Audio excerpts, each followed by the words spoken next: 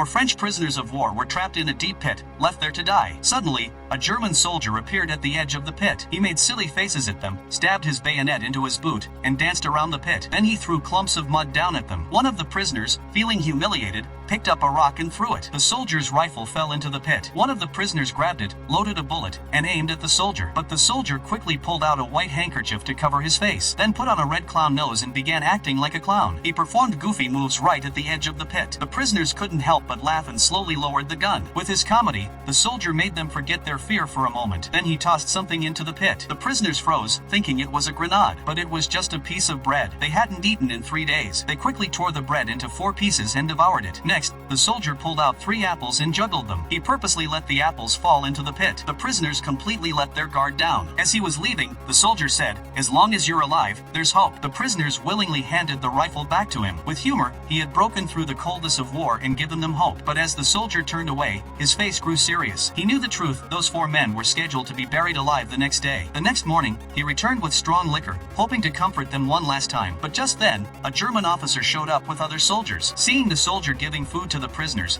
the officer ordered him to shoot them on the spot. The soldier raised his rifle. The prisoners stared at him in fear, but he couldn't do it. He threw away his gun, pulled out his red clown nose, and refused the order. Furious, the officer shot him dead right there.